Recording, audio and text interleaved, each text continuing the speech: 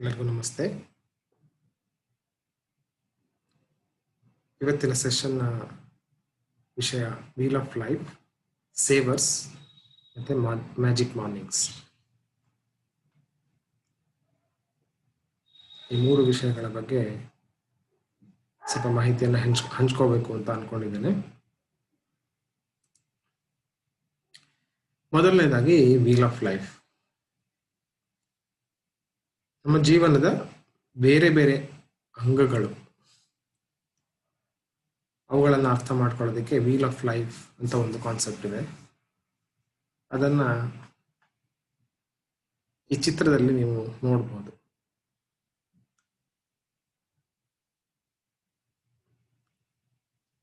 ಇಲ್ಲಿ ನೋಡುವ ಹಾಗೆ 8 ಬೇರೆ ಬೇರೆ ಭಾಗಗಳನ್ನು ಮಾಡಿದೆ. ಬಿಸ್ನೆಸ್ ಕರಿಯರ್ ಇಂದ ಹಿಡಿದು finances, health, family, friends, romance, personal growth, fun and recreation ಮತ್ತು ಫಿಸಿಕಲ್ ಎನ್ವಿರಾನ್ಮೆಂಟ್. ಈಗ 8 ಜೀವನದ ಭಾಗಗಳನ್ನು ಈ ವೀಲ್ ಆಫ್ ಲೈಫ್ನಲ್ಲಿ ಪರಿಗಣಿಸಲಾಗಿದೆ.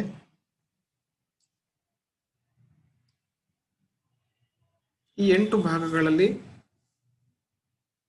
ನಮಗೆ ನಾವೇ ನಮ್ಮ ಜೀವನವನ್ನು ರೇಟ್ ಮಾಡ್ಕೊಳ್ಳೋದಿದ್ರೆ 0ಯಿಂದ 10 ತನಕ ಎಷ್ಟೆಷ್ಟು ಅಂಕಗಳನ್ನು ಕೊಡ್ತೇವೆ ಅಂತ ಒಂದೊಂದು ಏರಿಯಾ ಆಫ್ ಲೈಫನ್ನು ಕೂಡ ನಮಗೆ ನಾವೇ ಇಂಟ್ರಾಸ್ಪೆಕ್ಟ್ ಮಾಡಿಕೊಂಡು, ನಮಗೆ ನಾವೇ ನೋಡಿಕೊಂಡು ಒಂದು ಕಾಗದದಲ್ಲಿ ಬರೆದು ಅದನ್ನು ಅಭ್ಯಾಸ ಮಾಡ್ಬೋದು.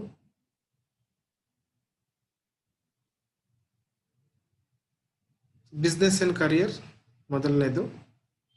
ನಾವು ಮಾಡುವಂಥ ಕೆಲಸ, ವೃತ್ತಿ, ನಮ್ಮ ಬಿಸ್ನೆಸ್ ಏನಾದರೂ ಇದ್ದರೆ, ವ್ಯವಹಾರ ಇದ್ದರೆ ಅದು, ಅದರಲ್ಲಿ ನಮಗೆ ಎಷ್ಟು ಖುಷಿ ಇದೆ, ನಮ್ಮ ಜೀವನದಲ್ಲಿ ನಾವು ಮಾಡುವಂಥ ಆ ಒಂದು ಕೆಲಸಕ್ಕೆ ಎಷ್ಟು ಖುಷಿ ಇದೆ, ಅಂದರೆ ನಮ್ಮ ಮೇಯ್ನ್ ಕೆಲಸ ಅಂತ ನಾವೇನು ಹೇಳ್ತೀವಿ, ಅಂದರೆ ನಮ್ಗೆ ಎಷ್ಟು ಖುಷಿ ಇದೆ 0ಯಿಂದ 10 ತನಕ.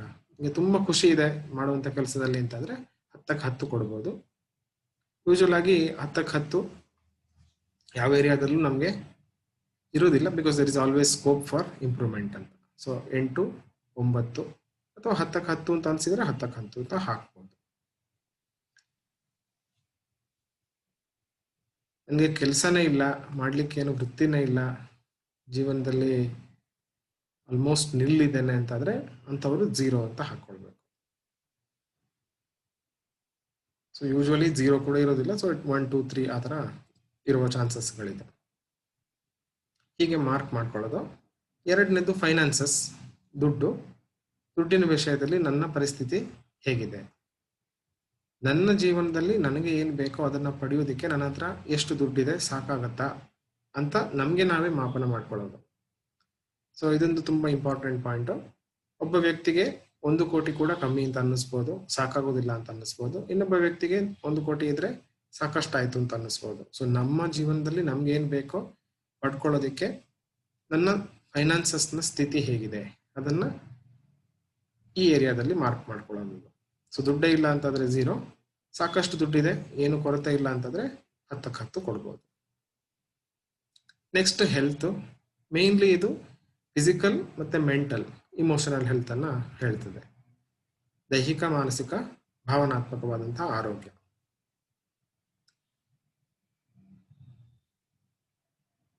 ಈಗೇನು ಇದು ನಮ್ಮ ದೇಹದ ಮೇಲೆ, ನಮ್ಮ ಮನಸ್ಸಿನ ಮೇಲೆ ನಮಗೆ ನಾವೇ ಇವ್ಯಾಲ್ಯೂಯೇಟ್ ಮಾಡ್ಕೊಳ್ಳುವಂಥದ್ದು.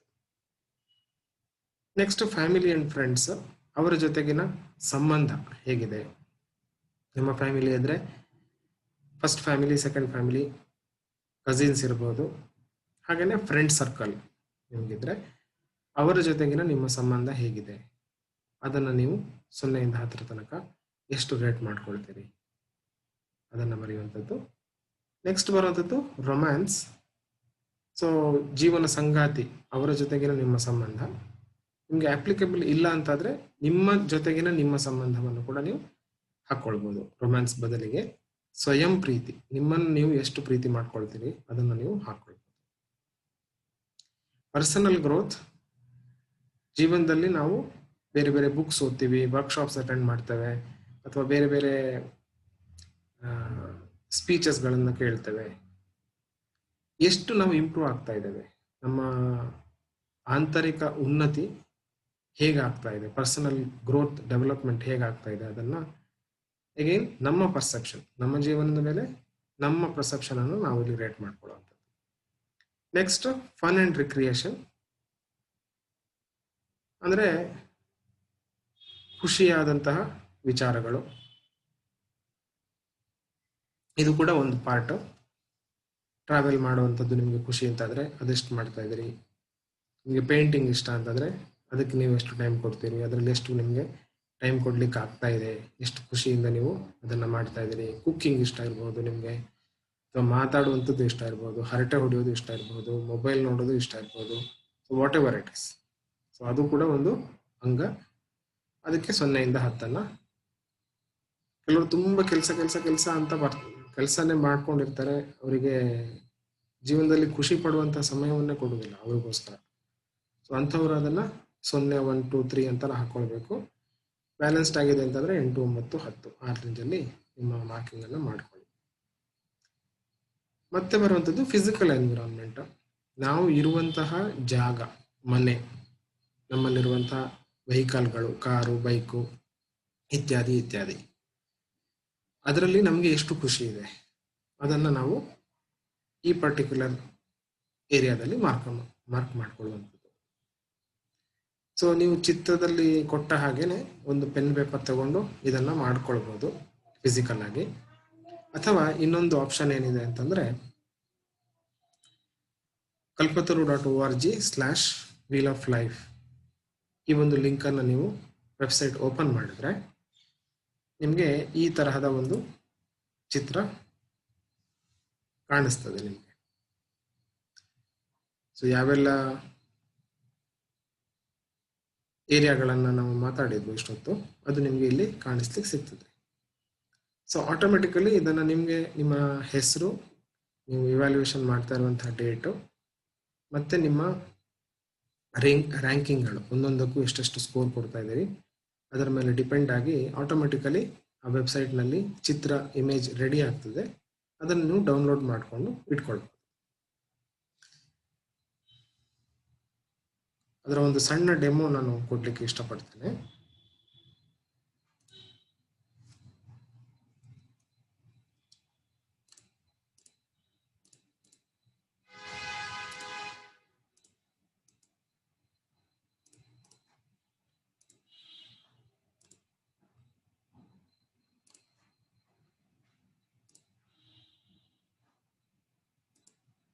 ಸೊ ಈ ಥರ kalpataru.org/wheel of life ಅಂತ ಟೈಪ್ ಮಾಡಿದ್ರೆ ಈ ಥರದ ಒಂದು ಪೇಜ್ ಓಪನ್ ಆಗ್ತದೆ. ಇಲ್ಲಿ ನಿಮ್ಮ ಹೆಸರು ಬರೆಯುವಂಥದ್ದು, ಡೇಟ್ ಆಫ್ ಇವ್ಯಾಲ್ಯೂಯೇಷನ್, ಆಮೇಲೆ ಪ್ರತಿ ಏರಿಯಾದಲ್ಲಿ ನಿಮಗೆ ನೀವು ಎಷ್ಟು ಮಾರ್ಕ್ ಕೊಡ್ತಾ ಇದ್ದೀರಿ ಅದನ್ನು ಹಾಕೊಳ್ಳುವಂಥದ್ದು. ಸುಮ್ಮನೆ ರ್ಯಾಂಡಮ್ ನಂಬರ್ ಆಗಿ ನಾನು ಹಾಕ್ತಾ ಇದ್ದೇನೆ.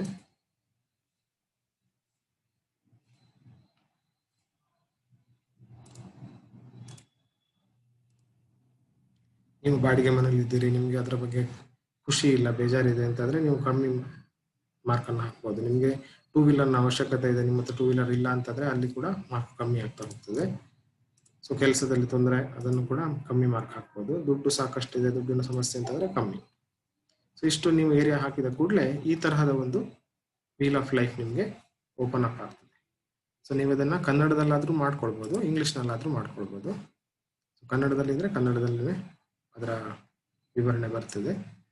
ಆ ನಂತರದಲ್ಲಿ ಈ ತರಹದ ವೀಲ್ ಆಫ್ ಲೈಫು ರೆಡಿ ಆಗ್ತದೆ. ಇದನ್ನು ಇಲ್ಲಿ ಒಂದು ಸಣ್ಣ ಡೌನ್ಲೋಡ್ ಥರ ಒಂದು ಆ್ಯರೋ ಇದೆ. ಸೊ ಈ ಆ್ಯರೋವನ್ನು ಕ್ಲಿಕ್ ಮಾಡಿದ್ರೆ ಆ ಇಮೇಜ್ ಡೌನ್ಲೋಡ್ ಆಗ್ತದೆ. ನಿಮ್ಮ ಲ್ಯಾಪ್ಟಾಪ್ನಲ್ಲಿ ಅಥವಾ ಕಂಪ್ಯೂಟರ್ನಲ್ಲಿ ಡೌನ್ಲೋಡ್ ಆಗ್ತದೆ. ಸೊ ಈ ಥರ ಇದನ್ನು ರೆಡಿ ಮಾಡ್ಕೊಳ್ಬೋದು. ನಾನು ಸಜೆಸ್ಟ್ ಮಾಡೋದೇನು ಅಂತಂದರೆ ಇದನ್ನು ಪ್ರತಿ ತಿಂಗಳು ನೀವು ಇದನ್ನು ಒಂದ್ಸರಿ ರಿವಿಸಿಟ್ ಮಾಡಿಕೊಂಡ್ರೆ ಯಾವ ಏರಿಯಾದಲ್ಲಿ ನೀವು ಇಂಪ್ರೂವ್ಮೆಂಟ್ ಮಾಡ್ಕೊಳ್ಬೇಕು ಅದನ್ನು ನೋಡ್ಕೊಳ್ಳಿಕ್ಕೆ ಅನುಕೂಲ ಆಗ್ತದೆ. ಸೊ ಈ ಚಿತ್ರವನ್ನು ಈಗ ಗಮನಿಸೋದಾದ್ರೆ ಈ ವ್ಯವಹಾರ ಉದ್ಯೋಗದಲ್ಲಿ ಕಮ್ಮಿ ಮಾರ್ಕ್ಸ್ ಇದೆ, ವೈಯಕ್ತಿಕ ಬೆಳವಣಿಗೆ ಜಾಸ್ತಿ ಇದೆ, ಕುಟುಂಬ ಸ್ನೇಹಿತರು ಜಾಸ್ತಿ ಇದೆ. ಈ ವೀಲ್ ಆಫ್ ಲೈಫ್ ಏನ್ ಹೇಳ್ತದೆ ಅಂತಂದ್ರೆ, ಈ ತರಹದ ಒಂದು ವೀಲ್ ಇಟ್ಕೊಂಡು ನಿಮ್ಮ ಲೈಫ್ ಅನ್ನ ನೀವು ನಡೆಸ್ತಾ ಇದ್ದೀರಿ ಅಂತಾದ್ರೆ ನಿಮ್ಮ ಜೀವನ ಹೇಗೆ ನಡಿಬಹುದು? ವೀಲು ಕರೆಕ್ಟ್ ಆಗಿ ರೌಂಡ್ ಶೇಪ್ ಅಲ್ಲಿ ಇದ್ರೇನೆ ನಮ್ಮ ಜೀವನ ಸುಗಮವಾಗಿ ನಡೀಲಿಕ್ಕೆ ಸಾಧ್ಯ ಅಲ್ವಾ? ಯಾವುದೇ ಕಾರ್ ಆದ್ರೆ ವೆಹಿಕಲ್ ಆಗಲಿ ರೌಂಡ್ ಆದಂತಹ ವೀಲು ಇದ್ದಾಗ ನಾವು ಸುಗಮವಾಗಿ ನಮ್ಮ ಗಾಡಿ ನಡೆಸಲಿಕ್ಕೆ ಸಾಧ್ಯ ಆಗ್ತದೆ. ಸೊ ಈ ತರಹದ ವೀಲ್ ಇಟ್ಕೊಂಡು ನಮ್ಮ ಲೈಫ್ ಅನ್ನ ನಡೆಸ್ಕೊಳ್ಳಲಿಕ್ಕೆ ಸಾಧ್ಯ ಆಗೋದಿಲ್ಲ. ಆ ಕಾರಣಕ್ಕೋಸ್ಕರ ನಮ್ಮ ಮೊದಲ ಗುರಿ ಏನಿರ್ಬೇಕು ಅಂತಂದ್ರೆ, ಎಲ್ಲ ಏರಿಯಾಗಳಲ್ಲಿ ಮಿನಿಮಮ್ ಎಷ್ಟು ಅಂತ, ಈಗ 5 ಅಂತ ಇದ್ರೆ 5 ಪಡ್ಕೊಳ್ಬೇಕು. ಅದು ನಮ್ಮ ಮಿನಿಮಮ್ ಗೋಲ್ ಆಗಿರ್ಬೇಕು. ಸೊ ಇಲ್ಲಿ ವ್ಯವಹಾರ ಉದ್ಯೋಗ ಇಲ್ಲ, ಅದ್ರಲ್ಲಿ ಕಮ್ಮಿ ಇದೆ ಅಂತಂದ್ರೆ ಅದರ ಬಗ್ಗೆ ಜಾಸ್ತಿ ಗಮನ ಕೊಟ್ಟು ಅದನ್ನ ಅಟ್ಲೀಸ್ಟ್ 5 ತನಕ ಬರೋದು. ಇಲ್ಲಿನೂ ಅಷ್ಟೇ ಜಾಸ್ತಿ, ಇಲ್ಲಿನೂ ಜಾಸ್ತಿ.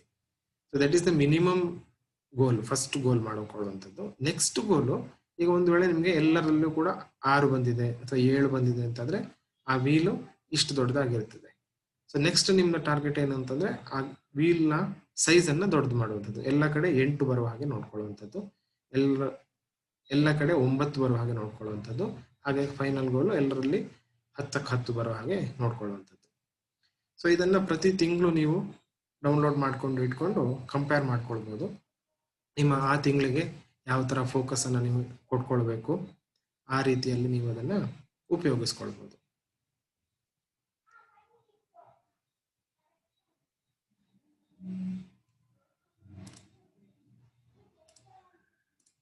ಮತ್ತೆ ನನ್ನ ಪವರ್ ಪಾಯಿಂಟಿಗೆ ವಾಪಸ್ ಬರೋದಾದ್ರೆ,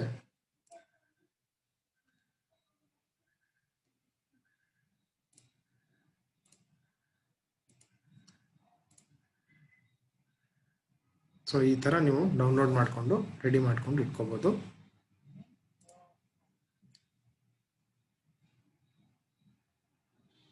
ಸೊ ನೀವು ಸುರಭಿ ಮ್ಯಾಜಿಕ್ ಮ್ಯಾನಿಫೆಸ್ಟೇಷನ್ ಕ್ಲಬ್ಗೆ ಜಾಯಿನ್ ಆದಾಗ ನಿಮ್ಮ ಏರಿಯಾ ಆಫ್ ಫೋಕಸ್ ಏನಿರಬೇಕು, ಆ ತಿಂಗಳಲ್ಲಿ ನೀವು ಏನನ್ನ ಫೋಕಸ್ ಮಾಡಬೇಕು, ನಿಮ್ಮ ಗೋಲ್ಸ್ಗಳು 3 ಅಥವಾ 5 ಮ್ಯಾಕ್ಸಿಮಮ್. ಆ ಗೋಲ್ಸ್ಗಳು ಯಾವ ಏರಿಯಾದಲ್ಲಿ ನಿಮ್ಗೆ ಕಡಿಮೆ ಮಾರ್ಕ್ಸ್ ಇದೆಯೋ ಆ ಏರಿಯಾವನ್ನ ಫೋಕಸ್ ಮಾಡಿಕೊಂಡು ನೀವು ಟಾರ್ಗೆಟ್ ಮಾಡ್ಕೊಳ್ಬಹುದು. ಸೊ ದ್ಯಾಟ್ ನೆಕ್ಸ್ಟ್ ಮಂತ್ ಮಾಡುವಾಗ ಅದರಲ್ಲಿ ನಿಮ್ಮ ಇಂಪ್ರೂವ್ಮೆಂಟ್ ನಿಮಗೆ ನೋಡ್ಲಿಕ್ಕೆ ಸಿಗ್ತದೆ. ನೆಕ್ಸ್ಟ್ ಕಾನ್ಸೆಪ್ಟ್ ಸೇವರ್ಸ್ ಅಂತ. So English abbreviation SAVERS. ಈ 6 ಆಕ್ಟಿವಿಟಿಗಳನ್ನ ನಮ್ಮ ಲೈಫಲ್ಲಿ ನಾವು ಪ್ರತಿದಿನ ಮಾಡೋದ್ರಿಂದಾಗಿ ನಮ್ಮ ಗೋಲ್ಸ್ಗಳು ಮ್ಯಾನಿಫೆಸ್ಟ್ ಆಗ್ಲಿಕ್ಕೆ ಅನುಕೂಲ ಆಗ್ತದೆ. ನಾವು ಎಲ್ಲ ರೀತಿಯಲ್ಲಿ ಕೂಡ ಸಕ್ಸಸ್ ಆಗೋದಕ್ಕೆ, ಜೀವನದಲ್ಲಿ ನಾವು ಯಶಸ್ಸನ್ನು ಪಡೆಯಲಿಕ್ಕೆ ಅನುಕೂಲ ಆಗ್ತದೆ. ಸೊ ಮೊದಲನೇದು ಸೈಲೆನ್ಸ್, ಅಂದ್ರೆ ಮೌನವಾಗಿ ಇರುವಂಥದ್ದು. ಇದನ್ನು ನಿಮಗೆ ಧ್ಯಾನದ ರೀತಿಯಲ್ಲಿ ಮಾಡ್ಬೋದು, ಅಥವಾ ಪ್ರಾರ್ಥನೆಯ ರೀತಿಯಲ್ಲಿ ಮಾಡ್ಬೋದು, ಅಥವಾ ಬರೀ ನಮ್ಮ ಉಸಿರನ್ನ ಗಮನಿಸುವಂತಹ ರೀತಿಯಲ್ಲಿ ಮಾಡ್ಕೊಳ್ಬಹುದು. ಇದು ಮೊದಲನೆಯ ಪಾರ್ಟ್. ಎರಡನೇದು ಎಫರ್ಮೇಷನ್ಸ್, ಅಂದ್ರೆ ಮಂತ್ರಗಳು ಅಂತಾನು ಹೇಳ್ಬೋದು. ಇಂಗ್ಲಿಷ್ ಭಾಷೆಯಲ್ಲಿ ಬರೆದಂತಹ ಮಂತ್ರಗಳು ಅಂತ. ಯಾವ ಒಂದು ವಿಚಾರ ನಮಗೆ ಆಗ್ಬೇಕು ಅಂತಿದೆಯೋ ಅದನ್ನ ಪಾಸಿಟಿವ್ ರೀತಿಯಲ್ಲಿ ಆಗು ಹೋಗಿದೆ ಅಂತ ಅಂದುಕೊಂಡು ಚಿಕ್ಕದಾಗಿ ಚೊಕ್ಕದಾಗಿ ಬರ್ಕೊಂಡು ಇಟ್ಕೊಳ್ಳುವಂತಹ ವಾಕ್ಯಗಳನ್ನ ಎಫರ್ಮೇಷನ್ಸ್ ಅಂತ ಹೇಳ್ತಾರೆ. ಸೊ ನಮ್ಗೆ ಏನು ಆಗ್ಬೇಕು ಅಂತಿದೆಯೋ ಅದು ಆಲ್ರೆಡಿ ಆಗೋಗಿದೆ ಅಂತ ಅನ್ಕೊಂಡು ಅದನ್ನ ಅನುಭವಿಸಿ ಪ್ರತಿದಿನ ಹೇಳ್ಕೊಳ್ಳುವಂಥದ್ದು, ಇದನ್ನ ಎಫರ್ಮೇಷನ್ಸ್ ಅಂತ ಹೇಳ್ತಾರೆ. ಮೂರನೇದು, ಈ ಎಫರ್ಮೇಷನ್ಸ್ಗೆ ಲಿಂಕ್ ಆಗಿರುವಂಥದ್ದು ವಿಜುವಲೈಸೇಷನ್. ನಾವು ಏನು ಆಗ್ಬೇಕು ಅಂತ ಅನ್ಕೊಂಡಿದೀವೋ, ಪ್ರತಿದಿನ ನಾನು ಏನ್ ಮಾಡ್ಕೊಳ್ಬೇಕು ಅಂತ ಅನ್ಕೊಂಡಿದ್ದೀನೋ ಅದನ್ನ ಮೊದಲೇ ಆಗೋಗಿದೆ ಅಂತ ಮನಸ್ಸಿನಲ್ಲಿ ಚಿತ್ರೀಕರಣ ಮಾಡ್ಕೊಳ್ಳುವಂಥದ್ದು, ಅದನ್ನ ವಿಜುವಲೈಸೇಷನ್ ಸ್ಟೆಪ್ ಅಂತ ಹೇಳ್ತಾರೆ. Next exercise. ಈ ಎಕ್ಸರ್ಸೈಸ್ ಕೂಡ ಹಾಗೆ ನಿಮ್ಮ ದೇಹಕ್ಕೆ ನೀವು ಮೋಷನ್ ಕೊಡುವಂಥದ್ದು, ಚಲನೆಯನ್ನು ಕೊಡುವಂಥದ್ದು. ಜಾಗಿಂಗ್ ರೀತಿಯಲ್ಲಿ ಮಾಡಬಹುದು, ಯೋಗಾಸನಗಳನ್ನು ಮಾಡಬಹುದು, ಅಥವಾ ವಾಕಿಂಗ್ ಮಾಡ್ಬೋದು, ಜಿಮ್ಗೆ ಹೋಗ್ಬೋದು. ನಿಮಗೆ ಯಾವುದು ಅನುಕೂಲ ಅನಿಸ್ತದೋ ಆ ತರಹ ನಿಮ್ಮ ಡೈಲಿ ರೂಟೀನಲ್ಲಿ ಅದನ್ನು ಹಾಕ್ಕೊಳ್ಬೇಕು, ಆ ಒಂದು ಆಕ್ಟಿವಿಟಿಯನ್ನು. ಸೊ ಯಾವಾಗ ದೇಹಕ್ಕೆ ಮೋಷನ್ ಸಿಗ್ತದೋ ನಮ್ಮ ಮೈಂಡಲ್ಲಿ ಇಮೋಷನ್ಸ್ಗಳು ಅದಕ್ಕೆ ಕರೆಸ್ಪಾಂಡಿಂಗ್ ಆಗಿ ಉತ್ಪತ್ತಿ ಆಗ್ತವೆ. ಅದು ನಮ್ಮ ಮ್ಯಾನಿಫೆಸ್ಟೇಷನ್ಗೆ ಅನುಕೂಲ ಆಗ್ತದೆ. So motion is for the body, emotion is for the mind, and together it creates success. ನಮಗೆ ಮನಸ್ಸಿನಲ್ಲಿ ಏನು ಬೇಕು ಅಂತಿದೆಯೋ ಅದು ನಮಗೆ ಕ್ರಿಯೇಟ್ ಆಗಲಿಕ್ಕೆ ಪ್ರಾರಂಭ ಆಗ್ತಾ ಹೋಗ್ತದೆ. This is one essential ingredient. Many people meditation ಎಲ್ಲ ತುಂಬ ಮಾಡುವವರು ಈ ಪಾರ್ಟನ್ನು ಇಗ್ನೋರ್ ಮಾಡಿರ್ತಾರೆ. ಆ ಕಾರಣಕ್ಕೋಸ್ಕರ ಇದನ್ನು ಇಂಪಾರ್ಟೆನ್ಸ್ ಕೊಟ್ಟು ಮಾಡಬೇಕು. ಮುಂದಿನ ಭಾಗ ರೀಡಿಂಗ್, ಅಂದರೆ ಓದುವಂಥದ್ದು. ನಮ್ಮ ಮೆದುಳಿಗೆ ಹೊಸ ಹೊಸ ವಿಚಾರಗಳನ್ನು, ಹೊಸ ಹೊಸ ಗುರುಗಳಿಂದ ಕಲಿಯುವಂಥದ್ದಿರ್ಬೋದು, ಹೊಸ ಬುಕ್ಗಳನ್ನು ಓದುವಂಥದ್ದಿರ್ಬೋದು. ಈಗ ಯೂಟ್ಯೂಬ್ ಅಂತಹ ಒಂದು ಅದ್ಭುತವಾದಂತಹ ಸಿಸ್ಟಮ್ ನಮ್ಮ ಹತ್ರ ಇದೆ. ಅದರಲ್ಲಿ ಒಳ್ಳೆಯ ವಿಚಾರಗಳನ್ನು ಕೇಳಿಸ್ಕೊಳ್ಳೋದಿರ್ಬೋದು. ಮೊದಲು ಓದ್ತಾ ಇದ್ವಿ, ರೀಡಿಂಗ್ ಅಂತಂದರೆ ಪುಸ್ತಕ ಇಟ್ಕೊಂಡು ಓದ್ತಾ ಇದ್ವಿ. ಇವಾಗ ಅದೇನೇ ಆನ್ಲೈನ್ ಓದಲಿಕ್ಕೆ ಸಾಧ್ಯ ಆಗ್ತದೆ. PDF ಅವೈಲೇಬಲ್ ಇದೆ, ಅದನ್ನು ನೋಡಿಕೊಂಡು ಓದ್ಬೋದು. ಅಥವಾ ನೀವು ಕೇಳಿಸ್ಕೊಳ್ಬೋದು, ಆಡಿಯೋ ಬುಕ್ ಅಂತ ಹೇಳ್ತಾರೆ. ಅದನ್ನು ಬುಕ್ಕನ್ನು ಯಾರೋ ಒಬ್ರು ಹೇಳ್ತಾ ಇರ್ತಾರೆ, ಅದನ್ನು ನೀವು ಕೇಳಿಸ್ಕೊಳ್ಳುವಂಥದ್ದು. ಸೊ ಗೋಲ್ ಏನು ಅಂತಂದರೆ ಹೊಸ ವಿಚಾರಗಳನ್ನು ನಮ್ಮ ಬ್ರೈನಿಗೆ ಕೊಡುವಂಥದ್ದು ಪ್ರತಿದಿನ. ಇದು ಕೊನೆಯದು ಪಾರ್ಟ್ ಆಫ್ ಸ್ಕ್ರೈಬಿಂಗ್. ಅದನ್ನು ಬರೆಯೋದು, ಓದೋ ಥರನೇ ಇದು ಬರೆಯುವಂಥದ್ದು. ಒಂದು ಅದಕ್ಕೇನೆ ಸಪ್ರೇಟ್ ಬುಕ್ ಇಟ್ಕೊಂಡು, ಜರ್ನಲ್ ಇಟ್ಕೊಂಡು ಅದರಲ್ಲಿ ಅದನ್ನು ಡೈಲಿ ಬರಿತಾ ಹೋಗುವಂಥದ್ದು. ಸೊ ಏನು ಬರಿಬೋದು ಇದರಲ್ಲಿ ಅಂತಂದರೆ, ಒಂದು ನಮ್ಮ ಗೋಲ್ಸ್ಗಳನ್ನೇ ಬರಿಬಹುದು. ನಾವೇನು ಎಫರ್ಮೇಷನ್ಸ್ ಹೇಳ್ಕೊಳ್ಳೋದು ಇದೆ ಅದನ್ನು ಬರ್ಕೊಳ್ಬೋದು. ಹಾಗೆಯೇ ಗ್ರ್ಯಾಟಿಟ್ಯೂಡ್ ಲಿಸ್ಟನ್ನು ಬರೆಯುವಂಥದ್ದು. ಅಂದರೆ ನಾವು ಧನ್ಯತಾ ಭಾವವನ್ನು ಮನಸ್ಸಿನಲ್ಲಿ ತಂದುಕೊಳ್ಳೋದಕ್ಕೋಸ್ಕರ ನನ್ನ ಜೀವನದಲ್ಲಿ ನನ್ನ ಹತ್ರ ಏನೇನಿದೆ ಅದನ್ನು ಫೋಕಸ್ ಮಾಡ್ಕೊಳ್ತಾ ಹೋಗುವಂಥದ್ದು. ಏನಿಲ್ಲ ಅಂತ ಫೋಕಸ್ ಮಾಡಲಿಕ್ಕಿಲ್ಲ. ಸೊ ಯಾಕಂದರೆ ಯಾವುದನ್ನು ನಾವು ಫೋಕಸ್ ಮಾಡ್ತೀವೋ ಅದೇನೇ ಜಾಸ್ತಿ ಆಗ್ತಾ ಹೋಗ್ತದೆ. ನಮ್ಮ ಪ್ರಜ್ಞೆ ಎಲ್ಲಿ ಹೋಗ್ತದೋ ಅಲ್ಲೇನೆ ಶಕ್ತಿ ಬರ್ತಾ ಹೋಗ್ತದೆ. ಸೊ ಶಿವ ಕಾನ್ಷಿಯಸ್ನೆಸ್ ಏನಿದೆ ಅದನ್ನು ನಾವು ಜಾಸ್ತಿ ಮಾಡ್ತಾ ಹೋಗುವಂಥದ್ದು, ಫೋಕಸ್ ಅನ್ನು ಕೊಡ್ತಾ ಹೋಗುವಂಥದ್ದು. ಅಲ್ಲೇನೆ ಶಕ್ತಿ ಬಂದು ಸೇರ್ತಾಳೆ. The manifestation happens. ಅಲ್ಲಿ ಆ ಉತ್ಪತ್ತಿ ಆಗ್ತಾ ಹೋಗ್ತದೆ. ನಮಗೆ ಏನು ಆಶೋತ್ತರಗಳಿದೆಯೋ ಜೀವನದಲ್ಲಿ ಅದು ಮ್ಯಾನಿಫೆಸ್ಟ್ ಆಗ್ತಾ ಹೋಗ್ತದೆ. ನಮ್ಮ ನಿಜ ಜೀವನದಲ್ಲಿ ಅದು ನಮಗೆ ಸಿಗ್ತಾ ಹೋಗ್ತದೆ. ಸೊ ಸ್ಕ್ರೈಬಿಂಗ್ ಟೆಕ್ನಿಕ್ ಈ ಒಂದು ಫೋಕಸ್ ಅನ್ನು ಜಾಸ್ತಿ ಮಾಡ್ಕೊಳ್ಳೋದಕ್ಕೆ, ಅದನ್ನು ಬೂಸ್ಟ್ ಮಾಡೋದಕ್ಕೆ ಉಪಯೋಗಿಸ್ಕೊಳ್ಬೋದು. ಸೊ ಇದು 6 ಅಂಗಗಳು. ಇದನ್ನ ಪ್ರತಿನಿತ್ಯ ಅಭ್ಯಾಸ ಮಾಡೋದ್ರಿಂದಾಗಿ ನಮ್ಮ ಗೋಲ್ ಮ್ಯಾನಿಫೆಸ್ಟೇಷನ್ ಸುಲಭ ಆಗ್ತದೆ. ಸೊ ಅದನ್ನೇ ಇನ್ನೊಂದು ಸ್ಲೈಡ್ ಅಲ್ಲಿ ತೋರಿಸಿದೆ. ರಿಪ್ಲೈ ನೋಡೋರು ಪಾಸ್ ಮಾಡಿಕೊಂಡು ಇದನ್ನು ಓದ್ಕೊಳ್ಳಿ ಬೇಕಿದ್ರೆ.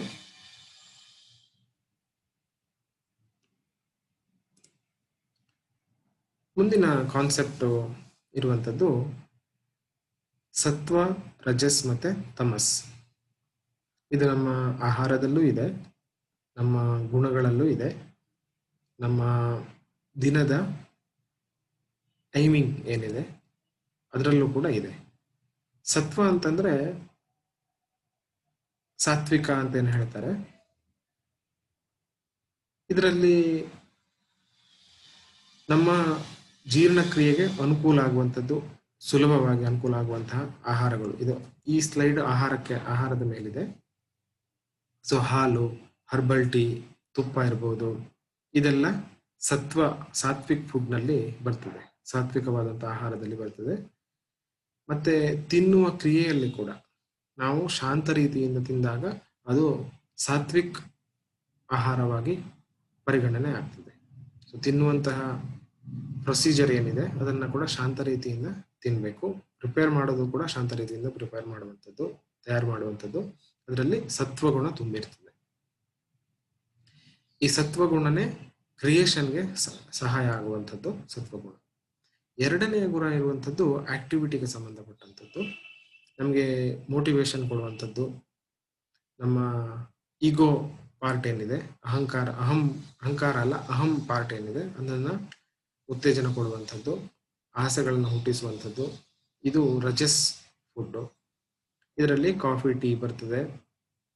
ನಾನ್ ವೆಜ್ ತಿನ್ನುವವರು ಚಿಕನ್, ಎಗ್ ಅಥವಾ ಈರುಳ್ಳಿ, ಬೆಳ್ಳುಳ್ಳಿ ಈ ತರಹ ನಮಗೆ ಸ್ಟಿಮ್ಯುಲೇಷನ್ ಕೊಡುವಂತಹ ಫುಡ್ಡು ಈ ಸೆಕೆಂಡ್ ಕ್ಯಾಟಗರಿಯಲ್ಲಿ ಬರ್ತದೆ. ಅದನ್ನು ರಜಸ್ ಅಂತ ಹೇಳ್ತಾರೆ. ಇದನ್ನು ನಮಗೆ ದಿನದಲ್ಲಿ ಆಕ್ಟಿವಿಟಿ ಮಾಡಲಿಕ್ಕೆ ಅನುಕೂಲ ಮಾಡ್ತದೆ ಈ ಫುಡ್ಡು. ಸೊ ತಿನ್ನುವಾಗ ತುಂಬ ಫಾಸ್ಟ್ ಆಗಿ ತಿಂದರೆ ಅದು ರಾಜಸಿಕ್ ಫುಡ್ ಆಗಿ ಕನ್ವರ್ಟ್ ಆಗ್ತದೆ. ನಾವು ತಿನ್ನುವಂಥ ಆಹಾರ ತುಂಬ ಬೇಗ ಬೇಗ ತಿಂದರೆ ಅದು ರಾಜಸಿಕ್ ಆಗಿ ಕನ್ವರ್ಟ್ ಆಗ್ತದೆ. ಇನ್ನು ಮೂರನೇ ಕ್ಯಾಟಗರಿ ತಾಮಸಿಕ್ ಕ್ಯಾಟಗರಿ ಅಂತ ಹೇಳ್ತಾರೆ. ಇದು ನಮ್ಮ ಮೈಂಡ್ ಅನ್ನ ಸ್ಲೋ ಮಾಡ್ತದೆ, ಶಾಂತ ಅಂದ್ರೆ ಆಲಸ್ಯದಿಂದ ಇರುವ ಹಾಗೆ ಮಾಡ್ತದೆ. ಇದರಿಂದಾಗಿ ನಮ್ಮ ದೇಹಕ್ಕೆ ಕಾಯಿಲೆಗಳು ಬರುವಂತಹ ಸಾಧ್ಯತೆಗಳು ಜಾಸ್ತಿ.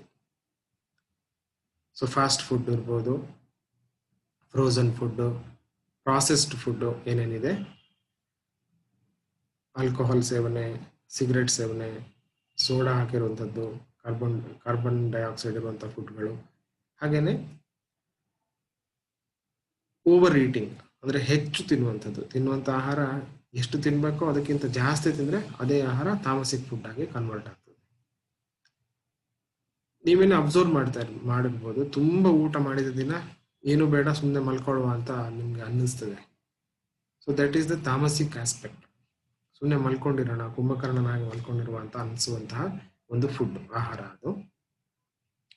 ಸೊ ಇದು ಮೂರು ಗುಣಗಳು ನಮ್ಮ ಫುಡ್ ನಲ್ಲಿ ಇರ್ತವೆ. ಸೊ ನಮ್ಗೆ ಸಾತ್ವಿಕ್ ಮತ್ತೆ ರಾಜಸಿಕ್ ಫುಡ್ ಅನ್ನ ಜಾಸ್ತಿ ತಿನ್ಬೇಕು ನಾವು. ಸಾತ್ವಿಕನ್ನ ಜಾಸ್ತಿ, ರಾಜಸಿಕನ್ನ ಸ್ವಲ್ಪ ಕಡಿಮೆ, ತಾಮಸಿಕ್ ಫುಡ್ ಆದಷ್ಟು ಅವಾಯ್ಡ್ ಮಾಡಿದ್ರೆ ಒಳ್ಳೇದು. ಸೊ ಈ ಮೂರು ಗುಣಗಳು ನಮ್ಮ ಇಡೀ ದಿನದಲ್ಲಿ ಕೂಡ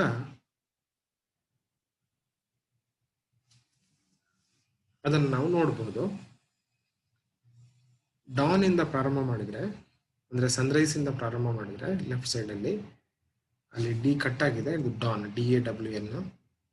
ಅಲ್ಲಿಂದ ಪ್ರಾರಂಭ ಮಾಡಿದ್ರೆ 6 ಗಂಟೆಗೆ ಸೂರ್ಯೋದಯ ಅಂತ ಅನ್ಕೊಂಡ್ರೆ ಅಲ್ಲಿಂದ ಮಧ್ಯಾಹ್ನದ ತನಕ, ಮತ್ತೆ ಮಧ್ಯಾಹ್ನದಿಂದ ಸಂಜೆ ಸೂರ್ಯಾಸ್ತದ ಸಮಯ ತನಕ, ಆ ನಂತರ ರಾತ್ರಿಯಿಂದ ಮತ್ತೆ ಸೂರ್ಯೋದಯ. ಸೊ ಈ ತರ ಅದನ್ನು ಡಿವೈಡ್ ಮಾಡೋದಿದ್ರೆ ಬೆಳಗ್ಗೆ 4ರಿಂದ ಮಧ್ಯಾಹ್ನ 12 ತನಕ ಹೆಚ್ಚು ಕಮ್ಮಿ ಅದು ಸಾತ್ವಿಕ್ ಟೈಮ್ ಆಗಿರ್ತದೆ ದಿನದ್ದು. ಮಧ್ಯಾಹ್ನ 12ರಿಂದ ರಾತ್ರಿ 8 ತನಕ ರಾಜಸಿಕ್ ಟೈಮು, ಅಂದ್ರೆ ನಾವು ಕೆಲಸ ಮಾಡುವಂಥದ್ದು ಟೈಮು. ಆಮೇಲೆ ರಾತ್ರಿ 8ರಿಂದ 4 tamasic time, it is resting time, ವಿಶ್ರಾಂತಿಯನ್ನು ಪಡೆಯುವಂತ ಸಮಯ.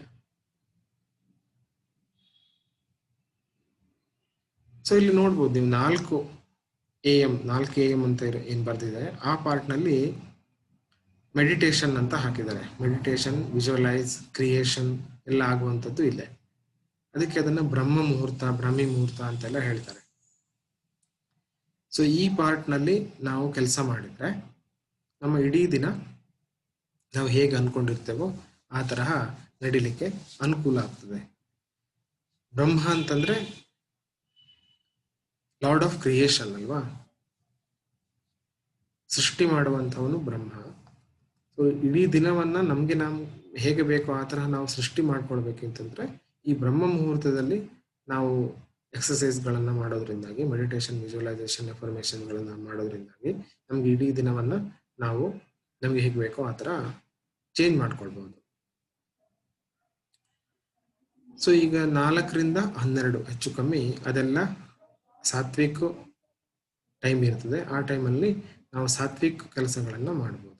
ಮಧ್ಯಾಹ್ನ 12ರಿಂದ ರಾತ್ರಿ 8 ತನಕ ಆಕ್ಟಿವಿಟಿ ಮಾಡುವಂತ ಕೆಲಸ. ನೀವಲ್ಲಿ ಹೈ ಮೆಟಬಾಲಿಸಮ್ ನೋಡ್ಬೋದು. 2 ಗಂಟೆ ಹೆಚ್ಚು ಕಮ್ಮಿ 2 ಗಂಟೆ ಮಧ್ಯಾಹ್ನ. ಆಮೇಲೆ ಕಮ್ಯುನಿಕೇಶನ್, ಸೋಷಲೈಸೇಷನ್ ಇತ್ಯಾದಿಗಳೆಲ್ಲ ಆ ಭಾಗದಲ್ಲಿ ಇರುವಂಥದ್ದು. ಬೇಸಿಕಲಿ ಅದು ನಮ್ಮ ಆಕ್ಟಿವಿಟಿ ಟೈಮ್. ಸೊ 8 ಗಂಟೆ ಆಗ್ತಿದ್ದ ಹಾಗೇನೆ ಸ್ಲೋ ಡೌನ್, ಆಮೇಲೆ ಪ್ರಿಪೇರ್ ಫಾರ್ ಸ್ಲೀಪ್ ಅಂತ ಇದೆ. ಅಲ್ಲಿಂದ ನಮ್ಮ tamasic part of the day start ಆಗುತ್ತೆ. ಸೊ 8 ಗಂಟೆ ನಂತರ ನಾವು ಸಾಧ್ಯವಾದಷ್ಟು ಪ್ರತಿದಿನ ಯಾವುದು ನಮ್ಮ ಮೈಂಡನ್ನು ಆಕ್ಟಿವೇಟ್ ಮಾಡ್ತದೋ, ಟಿವಿ ಇರ್ಬೋದು ಅಥವಾ ಮೊಬೈಲ್ ಇರ್ಬೋದು, ಅದನ್ನ ಉಪಯೋಗ ಮಾಡಬಾರ್ದು 8 ಗಂಟೆಯ ನಂತರ. Your mind starts preparing for sleep. So ಅದನ್ನು ಮತ್ತೆ ಆಕ್ಟಿವೇಟ್ ಮಾಡಬಾರ್ದು. ಆವಾಗ ನಮಗೆ ಚೆನ್ನಾಗಿ ನಿದ್ದೆ ಬರ್ತದೆ.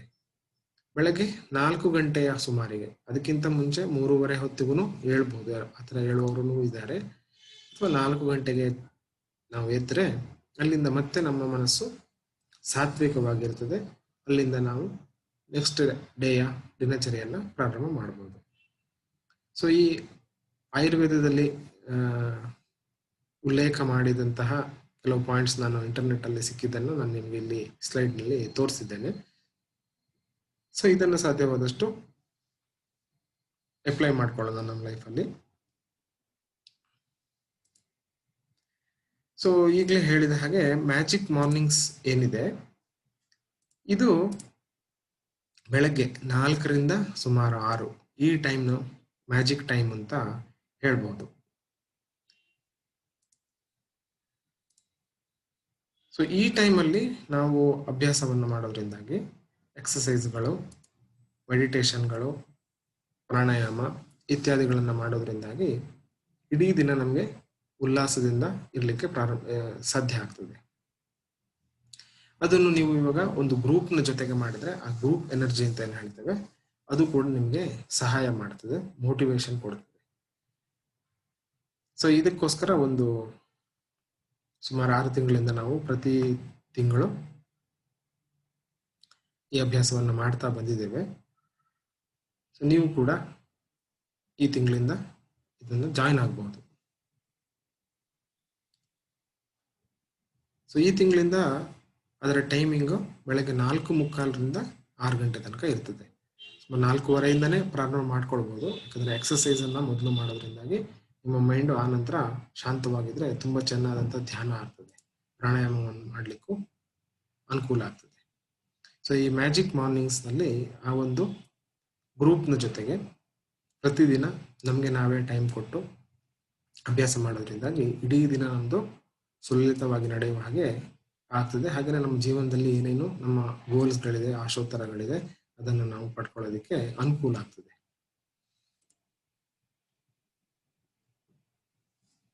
ಈಗ ನಾವು ನೋಡಿದಂಥ ವೀಲ್ ಆಫ್ ಲೈಫನ್ನೇ ಸ್ವಲ್ಪ ಡೀಟೇಲ್ ಆಗಿ ನೋಡೋದಿದ್ರೆ 12 ಏರಿಯಾಸ್ ಆಫ್ ಲೈಫ್ ನಮ್ಮದು ಇಲ್ಲಿ ಡಿಸ್ಪ್ಲೇ ಆಗಿರುವಂಥದ್ದು. ಅದನ್ನೇ ನಾವು ಕಾನ್ಸಂಟ್ರೇಟ್ ಮಾಡಿಕೊಂಡು ಈ ಪ್ರತಿಯೊಂದು ಏರಿಯಾದಲ್ಲಿ ನಮಗೆ ಏನೇನು ಬೇಕೋ ಅದನ್ನು ಲಿಸ್ಟ್ ಮಾಡಿಕೊಂಡು ಅದರಲ್ಲಿ ಅತಿ ಹೆಚ್ಚು ಪ್ರಾಮುಖ್ಯ ಅಂದರೆ ಹೆಚ್ಚು ನಿಮಗೆ ಖುಷಿ ಕೊಡುವಂಥದ್ದು ಯಾವುದಾದ್ರೂ 3 ಆಸೆಗಳನ್ನು ಸಪ್ರೇಟ್ ಆಗಿ ಟಿಕ್ ಮಾಡಿಕೊಂಡು ಇಟ್ಕೊಳ್ಬೇಕು. ಇದು ಕ್ಲಾರಿಟಿ ಪ್ರೊಸೆಸ್. ಇದು ತುಂಬ ಮುಖ್ಯ. ಸ್ಪಷ್ಟತೆ ಮೊದಲು ತಂದುಕೊಂಡು ಆ ನಂತರದಲ್ಲಿ ನಾವು ಅದನ್ನೇ ಫೋಕಸ್ ಮಾಡುವಂಥದ್ದು. ಫೋಕಸ್ ಮಾಡಿದ ನಂತರ ಅದಕ್ಕೆ ನಾವು ಬೂಸ್ಟ್ ಕೊಡುವಂಥದ್ದು. ಅದನ್ನು ಇಮ್ಯಾಜಿನ್ ಮಾಡಿಕೊಂಡು, ವಿಜುವಲೈಸ್ ಮಾಡಿಕೊಂಡು, ಅದೇ ಏರಿಯಾದಲ್ಲಿ ನಮಗೆ ಸಕ್ಸಸ್ ಆಗಿರುವ ಥರ ಅದಕ್ಕೆ ಬೂಸ್ಟ್ ಮಾಡುವಂಥದ್ದು. ನೆಕ್ಸ್ಟ್ ಸ್ಟೆಪ್ಪು ಗ್ರ್ಯಾಟಿಟ್ಯೂಡ್, ಅಂದರೆ ಧನ್ಯತಾ ಭಾವವನ್ನು ಕೊಟ್ಕೊಳ್ಳುವಂಥದ್ದು.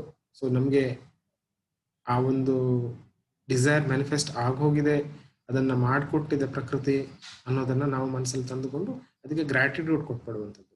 ಮೊದಲೇ ಧನ್ಯತಾ ಭಾವವನ್ನು ತಂದುಕೊಳ್ಳುವಂಥದ್ದು.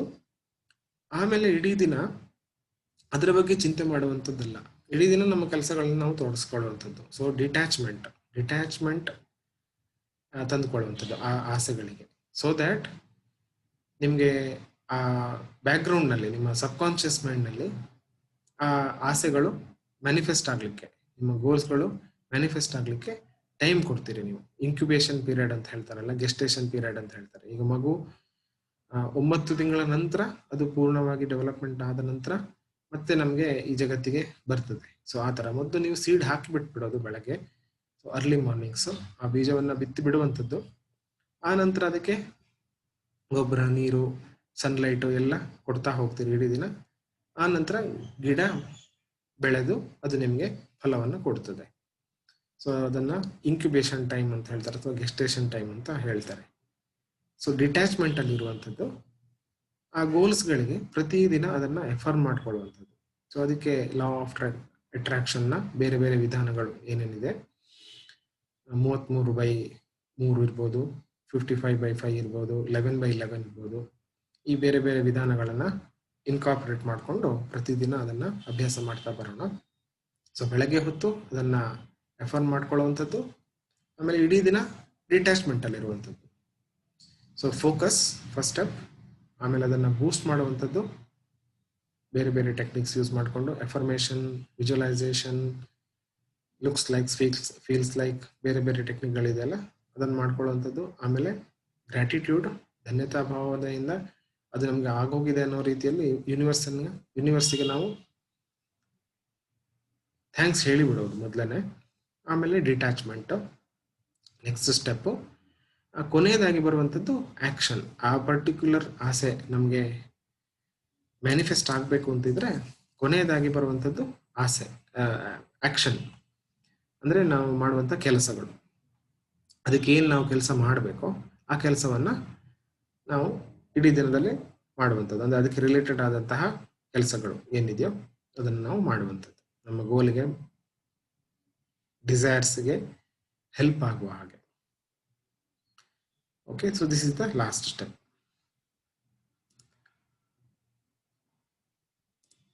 ಸೊ ನಮ್ಮ ಡೈಲಿ ರುಟೀನ್ ಈ ತರಹ ಇರ್ತದೆ. ಪ್ರತಿದಿನ ಸೂರ್ಯ ನಮಸ್ಕಾರ, ಸುಮಾರು ಒಂದು 12 ಸೂರ್ಯ ನಮಸ್ಕಾರ, 6ರಿಂದ 12 ನಿಮ್ಮ ಕೆಪಾಸಿಟಿಗೆ ಎಷ್ಟಾಗುತ್ತೋ ಅಷ್ಟು. ಇದಕ್ಕೆ ಏನು ಮಾಪ, ಅಳತೆ ಅಂತಂದರೆ, ಸೂರ್ಯ ನಮಸ್ಕಾರ ಮಾಡಿದ ನಂತರ ನಮಗೆ ಬೆವರಬೇಕು, ನಮ್ಮ ಬಾಡಿ ಶುಡ್ ಬಿ ಸ್ವೆಟ್ ಬಂದಿರಬೇಕು, ಆವಾಗ ಅದನ್ನು ನಿಲ್ಲಿಸ್ಬೋದು. ಸೊ ನಿಮ್ಮ ಕ್ಷಮತೆಗೆ ಹೊಂದಿಕೊಂಡ ಹಾಗೆ ನಿಮ್ಮ ಕೆಪಾಸಿಟಿ ನೋಡಿಕೊಂಡು ಸೂರ್ಯ ನಮಸ್ಕಾರವನ್ನು ಮಾಡುವಂಥದ್ದು.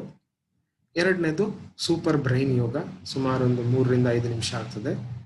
ಬಸ್ಗೆ ಹೊಡೆಯೋದು ಅಂತ ಏನು ನಾವು ಸ್ಕೂಲಲ್ಲಿ ಇದ್ದಾಗ ಮಾಡ್ತಿದ್ವು, ಆ ಒಂದು ಎಕ್ಸಸೈಸು ಪ್ರತಿದಿನ ಮಾಡೋದ್ರಿಂದಾಗಿ ಇದು ನಮ್ಮಲ್ಲಿ ಕುಂಡಲಿನಿ ಎನರ್ಜಿ ಮತ್ತು ನಮ್ಮ ಕಾಸ್ಮಿಕ್ ಎನರ್ಜಿ ಇದನ್ನು ಬ್ಯಾಲೆನ್ಸ್ ಮಾಡಲಿಕ್ಕೆ ತುಂಬ ಅನುಕೂಲ ಆಗುವಂಥ ಒಂದು ಸಿಂಪಲ್ ಆದಂಥ ಎಕ್ಸಸೈಸು. ಅದನ್ನು ಪ್ರತಿದಿನ 14ರಿಂದ 21 ಸಲ ಮಾಡ್ಬೋದು. 7, 14 ಅಥವಾ 21 ಸಲ ಅದನ್ನು ಮಾಡ್ಬೋದು. ಆ ನಂತರದಲ್ಲಿ ಪ್ರಾಣಾಯಾಮ, ಒಂದು 3-4 ರೀತಿಯ ಪ್ರಾಣಾಯಾಮವನ್ನು ಪ್ರತಿದಿನ ಮಾಡೋಣ. ಆಮೇಲೆ ಮೆಡಿಟೇಷನ್, ಧ್ಯಾನ. ಸೊ ಈ ಧ್ಯಾನದ ಸಮಯದಲ್ಲಿ ನಾವು ಬೇರೆ ಬೇರೆ ಧ್ಯಾನಗಳನ್ನು ಮಾಡೋಣ. ಚಕ್ರ ಧ್ಯಾನ ಇರ್ಬೋದು, ಪ್ರಣವ ಧ್ಯಾನ ಇರ್ಬೋದು, ಓಪನೋಪನೋ ಇರ್ಬೋದು, ಅಥವಾ ಜಿಂಕ್ಸನ್ ಜುಟ್ಸು, ಈ ತರಹ ಬೇರೆ ಬೇರೆ ಮೆಡಿಟೇಷನ್, ಯಾವುದಾದ್ರೂ ಒಂದು ಮೆಡಿಟೇಷನನ್ನು ಪ್ರಾಕ್ಟೀಸ್ ಮಾಡುವಂಥದ್ದು. ಸೊ ನಿಮಗೆ ಯಾವುದು ಅನುಕೂಲ ಆಗ್ತದೆ. ಸೊ ಸುಮ್ಮನೆ ಮೈಂಡ್ಫುಲ್ನೆಸ್ ಮೆಡಿಟೇಷನ್ ಅಂತ ಹೇಳ್ತಾರೆ. ನಿಮ್ಮ ದೇಹವನ್ನು, ಒಂದೊಂದೇ ಭಾಗವನ್ನು ಗಮನಿಸುವಂಥದ್ದು. ಯೋಗ ನಿದ್ರಾ ಮೆಡಿಟೇಷನ್ ಇರ್ಬೋದು. ಸೊ 21 ದಿವಸ ಅಟ್ಲೀಸ್ಟ್ ನಾವು ಡಿಸೆಂಬರ್ ತಿಂಗಳಲ್ಲಿ ಸಿಗೋಣ. ಸೊ 21 ದಿವಸದಲ್ಲಿ ಸಾಧ್ಯವಾದಷ್ಟು ಒಂದು 7 ತರಹ ಮೆಡಿಟೇಷನ್ಗಳನ್ನು, ಪ್ರತಿ ಮೆಡಿಟೇಷನನ್ನು 3 ದಿನ ಮಿನಿಮಮ್ ಆಗಿ ಮಾಡೋಣ. ಆ ಥರ ಮಾಡೋಣ ಅಂತ ಅಂದ್ಕೊಂಡಿದ್ದೇನೆ. ಸೊ ಫೀಡ್ಬ್ಯಾಕ್ ತಗೊಂಡು ಅದನ್ನು ಚೇಂಜ್ ಮಾಡ್ಕೊಳ್ಳೋಣ, ಪರವಾಗಿಲ್ಲ. ಆಮೇಲೆ ಎಫರ್ಮೇಷನ್ಸು, ವಿಜುವಲೈಸೇಷನ್ 10 ನಿಮಿಷ. ನಮಗೆ ನಮ್ಮ ವಾಯ್ಸಲ್ಲೇ ರೆಕಾರ್ಡ್ ಮಾಡಿರುವಂತಹ ಆಡಿಯೋಗಳು ಏನಿದೆ, ಲಾ ಆಫ್ ಅಟ್ರಾಕ್ಷನ್ನಲ್ಲಿ ಹೇಳ್ಕೊಟ್ಟಿರ್ಬೋದು, ಅಥವಾ ಅದನ್ನು ಮತ್ತೆ ಇನ್ನೊಂದು ಸಾರಿ ಕ್ಲಾಸ್ನಲ್ಲಿ ಎಕ್ಸ್ಪ್ಲೇನ್ ಮಾಡ್ತೇನೆ. ಆ ನಂತರ ಅದೇ ತರಹ ಅದನ್ನು ನಮ್ಮ ವಾಯ್ಸಲ್ಲೇ ರೆಕಾರ್ಡ್ ಮಾಡಿಕೊಂಡು ಅದನ್ನು ಪ್ರತಿದಿನ ಕೇಳಿಸ್ಕೊಳ್ಳುವಂಥದ್ದು. ಆಮೇಲೆ ವಿಜುವಲೈಸೇಷನ್, ಮನಸ್ಸಿನಲ್ಲಿ ಚಿತ್ರೀಕರಣ ಮಾಡ್ಕೊಳ್ಳುವಂಥದ್ದು, ಬೂಸ್ಟ್ ಮಾಡುವಂಥದ್ದು.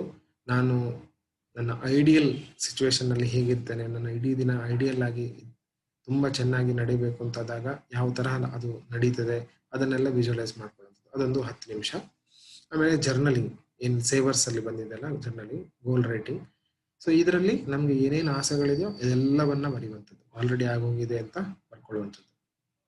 ಸೊ ಇದರ ಮೊದಲ ಸ್ಟೆಪ್ನಲ್ಲಿ ಕೇವಲ 3 ಡಿಸೈರ್ಸ್ಗಳನ್ನು ಫೋಕಸ್ ಮಾಡೋಣ. ಸೊ ನೆಕ್ಸ್ಟ್ ಸ್ಟೆಪ್ನಲ್ಲಿ ವಿ ವಿಲ್ ರೈಟ್ ಎವ್ರಿಥಿಂಗ್. ಒಂದು 8, 10 ಗೋಲು, 20 ಗೋಲು, ಎಷ್ಟು ಗೋಲ್ ಇದೆಯೋ 15 ನಿಮಿಷ ತನಕ ಬರಿತಾ ಹೋಗುವಂಥದ್ದು, 10 to 15 minutes. ಸೊ ಈ ಡೈಲಿ ರೂಟೀನಲ್ಲಿ ಈ ತಿಂಗಳಿಂದ ನಾನು ಮ್ಯಾಜಿಕಲ್ ನಂಬರ್ಸನ್ನು ಕೂಡ ಸೇರಿಸ್ಕೊಳ್ಳೋಣ ಅಂತ ಅಂದ್ಕೊಂಡಿದ್ದೇನೆ. ಸೊ 1, 2 ಅಥವಾ 3 ನಂಬರ್ಗಳನ್ನು ಪ್ರತಿದಿನ ನಾವು ಹೇಳ್ಕೊಬೋದು. ನಂಬರ್ ಮತ್ತು ಸ್ವಿಚ್ ವರ್ಡ್ಸ್ಗಳು ತುಂಬ ಚೆನ್ನಾಗಿ ಕೆಲಸ ಮಾಡ್ತಿದೆ. ಹಾಗೆಯೇ ಮುದ್ರೆಗಳು, ಪ್ರಾಣಾಯಾಮ ಮಾಡುವಾಗ ಮುದ್ರೆಗಳನ್ನು ಅಭ್ಯಾಸ ಮಾಡುವಂಥದ್ದು, ಮುಖ್ಯವಾದಂತಹ ಮುದ್ರೆಗಳು ಏನೇನಿದೆ ಅದನ್ನು ಸೇರಿಸ್ಕೊಂಡು ಅಭ್ಯಾಸ ಮಾಡೋಣ. ವಾಯು ಮುದ್ರಾ ಇರ್ಬೋದು, ಪೃಥ್ವಿ ಮುದ್ರೆ ಇರ್ಬೋದು, ಹೃದಯ ಮುದ್ರಾ ಅಥವಾ ಪ್ರಾಣ ಮುದ್ರೆ ಇರ್ಬೋದು. ಸೊ ಬೇಸಿಕ್ ಮುದ್ರೆಗಳು ಏನೇನಿದೆ ಅದನ್ನು ಇನ್ಕಾರ್ಪೊರೇಟ್ ಮಾಡ್ಕೊಳ್ಳೋಣ. Next intentions for the day. Mandatory ಅಲ್ಲ ಇದು, ನಿಮಗೆ ಅನಿಸಿದ್ರೆ ಸೇರಿಸ್ಬೇಕು ಅಂತ ಅನಿಸಿದ್ರೆ ಅದನ್ನು ಸೇರಿಸ್ಕೋಬೋದು. ಯಾವುದಾದ್ರೂ ಒಂದು ಕೆಲಸ ನಿಮಗೆ ತುಂಬ ದಿನಗಳಿಂದ ಸ್ಟಕ್ ಆಗಿದೆ, ಅದು ಮುಂದೆ ಹೋಗ್ತಾ ಇಲ್ಲ, ಆ ಥರ ಏನಾದರೂ ಇದ್ದರೆ ಅದನ್ನು ಇಂಟೆನ್ಷನ್ಸ್ ಫಾರ್ ದ ಡೇನಲ್ಲಿ ಅದನ್ನು ಟೈಪ್ ಮಾಡುವಂಥದ್ದು. ಟೈಪ್ ಮಾಡಿ ಪ್ರಕೃತಿಗೆ ಅದರ ಭಾರವನ್ನು ಕೊಟ್ಬಿಡುವಂಥದ್ದು. ಸೊ ಈ ದಿನ ನಾನು ಈ ತರಹ ಒಂದು ಕೆಲಸವನ್ನು ಮಾಡಲಿಕ್ಕೆ ಇಚ್ಛೆ ಪಡ್ತೇನೆ ಅಂತ ಬರೆಯುವಂಥದ್ದು. ಹಾಗೇನೆ ಅದರಲ್ಲಿ ಇನ್ನೊಂದು ಇಂಟೆನ್ಷನು, ಜಗತ್ತು ಹೇಗಾಗಬೇಕು ಅಂತ ನಮ್ಮ ಮನಸ್ಸಿನಲ್ಲಿ ಏನಿದೆಯೋ ಅದನ್ನು ಹಾಕುವಂಥದ್ದು. So that it will also benefit the world. So ಜಗತ್ತಿಗೆ ಅನುಕೂಲ ಆದರೆ ನಮ್ಗೆ ಆಟೋಮೆಟಿಕಲಿ ಅನುಕೂಲ ಆಗ್ತದೆ. ಸೊ ಅದನ್ನು 2 ತರಹ ಇಂಟೆನ್ಷನ್ಗಳನ್ನು ಪ್ರತಿದಿನ ನಾವು ಪ್ರಾಕ್ಟೀಸ್ ಮಾಡೋಣ. ಆಮೇಲೆ ನೀರನ್ನು ಉಪಯೋಗಿಸಿ ಮಾಡುವಂತಹ 2 ಕಪ್ ಮ್ಯಾನಿಫೆಸ್ಟೇಷನ್ ಮತ್ತು ಪ್ರತಿದಿನ ನೀರನ್ನು ಚಾರ್ಜ್ ಮಾಡುವಂಥದ್ದು, ಬೇರೆ ಬೇರೆ ಮಂತ್ರಗಳ ಉಪಯೋಗವನ್ನು ಮಾಡಿಕೊಂಡು, ಹೆಲ್ತ್ ಮಂತ್ರ, ಆರೋಗ್ಯದ ಮಂತ್ರ ಇರ್ಬೋದು, ಪ್ರೊಟೆಕ್ಷನ್ ಮಂತ್ರ ಇರ್ಬೋದು. ಸೊ ಈ ಥರ ನಿಮಗೆ ಯಾವ ಮಂತ್ರ ಹೆಲ್ಪ್ ಆಗ್ತದೋ ಇಡೀ ದಿನದಲ್ಲಿ, ಅಥವಾ ನಿಮ್ಮ ಮನೆಯವರಿಗೆ ಹೆಲ್ಪ್ ಆಗ್ತದೆ. ಯಾಕಂದರೆ ಈ ನೀರನ್ನು ಮನೆಯವರು ಕೂಡ ಕುಡಿದ್ರೆ ನಿಮ್ಮ ಜೊತೆಗೆ ಅವರು ಕೂಡ ಬೆನಿಫಿಟ್ ಆಗ್ತಾ ಹೋಗ್ತದೆ. So we can also help our family members. ಅವರು ನಮಗೆ ಸೆಷನ್ಗೆ ಜಾಯ್ನ್ ಆಗದೇ ಇದ್ರು ಕೂಡ ಅವರಿಗೆ ಹೆಲ್ಪ್ ಆಗುವ ಹಾಗೆ ನಾವು ಮಾಡೋಣ. ಸೊ ಇದೆಲ್ಲವನ್ನ ಇನ್ಕ್ಲೂಡ್ ಮಾಡಿಕೊಂಡು ಸೆಷನ್ನ 1.25 ರಿಂದ 1.5 ಗಂಟೆ ಸೆಷನ್ ಪ್ರತಿದಿನ ಡಿಸೆಂಬರ್ನಲ್ಲಿ ಮಾಡಬೇಕು ಅಂತ ಅಂದ್ಕೊಂಡಿದ್ದೇನೆ. ಕೊನೆಯದಾಗಿ ಎಪ್ರಿಸಿಯೇಷನ್, ಬೇರೆಯವರನ್ನ ಹೊಗಳುವಂಥದ್ದು, ಅಂದರೆ ಅವರಲ್ಲಿರುವಂಥ ಒಳ್ಳೆಯ ಗುಣವನ್ನು ನಾವು ಗುರುತಿಸುವಂಥದ್ದು, ಅಥವಾ ಯಾವುದೋ ಒಂದು ಘಟನೆ ನಡೆದ್ರೆ ಅದರಲ್ಲಿ ಒಳ್ಳೆಯತನವನ್ನು ನೋಡುವಂಥದ್ದು, ಯಾವುದೋ ಒಂದು ವಿಚಾರದ ಬಗ್ಗೆ ಒಳ್ಳೆಯತನವನ್ನು ನೋಡುವಂಥದ್ದು. ಬೇಸಿಕಲಿ ಪಾಸಿಟಿವ್ ಆಸ್ಪೆಕ್ಟ್ಸ್ ನಮ್ಮ ಲೈಫಲ್ಲಿ ಏನೇನು ಆಗ್ತಿದೆಯೋ ಅದನ್ನೇ ಜಾಸ್ತಿ ಫೋಕಸ್ ಮಾಡುವಂಥದ್ದು. ಯಾಕಂದರೆ ಅದನ್ನೇ ಪಾಸಿಟಿವ್ ಆಸ್ಪೆಕ್ಟ್ಸ್ನೇ ಪವರ್ ಆಫ್ ಪಾಸಿಟಿವ್ ಥಿಂಕಿಂಗ್ ಅಂತ ಏನು ಹೇಳ್ತಾರೆ. ನಾವು ಅದನ್ನೇ ಪಾಸಿಟಿವ್ ಥಿಂಕಿಂಗನ್ನೇ ನಾವು ಫೋಕಸ್ ಮಾಡ್ತಾ ಹೋದ ಹಾಗೆ ನಮ್ಮ ಲೈಫಲ್ಲಿ ಕೂಡ ಪಾಸಿಟಿವ್ ಥಿಂಗ್ಸ್ ನಡೀತಾ ಹೋಗ್ತದೆ. ಆ ಕಾರಣಕ್ಕೋಸ್ಕರ ಅದೊಂದು ಎಕ್ಸಸೈಸನ್ನು ಕೂಡ ಸೇರಿಸ್ಕೊಳ್ಳೋಣ. ಸೊ ಪ್ರತಿದಿನ ಸುಮಾರು 4:15 ರಿಂದ 4:45 ಒಳಗಡೆ ಸೇರಿ 6 ಗಂಟೆ ತನಕ ಸೆಷನ್ ನಡೀತದೆ.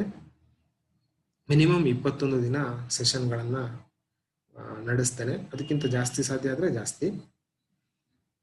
ಸೊ ಈ ಸೆಷನ್ನು ನೀವು ಜಾಯ್ನ್ ಆಗಬೇಕು ಅಂತಾದರೆ ವಾಟ್ಸಪ್ ಗ್ರೂಪನ್ನು ಸೇರ್ಕೋಬೋದು. ಆ ಲಿಂಕು ಡಿಸ್ಕ್ರಿಪ್ಷನಲ್ಲಿ ಇದೆ. ವಾಟ್ಸಪ್ ಗ್ರೂಪ್ನಲ್ಲಿ ನಾನು ಝೂಮ್ ಮೀಟಿಂಗ್ನ ಲಿಂಕನ್ನು ಹಾಕ್ತೇನೆ. ನಿಮ್ಮ ಸ್ನೇಹಿತರು ಯಾರಾದರೂ ಸೇರ್ಕೋಬೇಕು ಅಂತಂದರೆ ಅವರು ಕೂಡ ಸೇರ್ಕೊಳ್ಬೋದು. ಸೊ ಈ ವಿಡಿಯೋವನ್ನು ಇತರರಿಗೂ ಕೂಡ ಶೇರ್ ಮಾಡಿ, ಹೆಚ್ಚು ಜನರು ಅನುಕೂಲ ಆಗಲಿ ಅಂತ. ಈ ಸೆಷನ್ ಏನಿದೆ ಈ ತಿಂಗಳು ಅದನ್ನು ಪೂರ್ಣವಾಗಿ ಉಚಿತವಾಗಿ ಮಾಡಲಿಕ್ಕೆ ನಾನು ನಿರ್ಧರಿಸಿದ್ದೇನೆ. ಧನ್ಯವಾದಗಳು.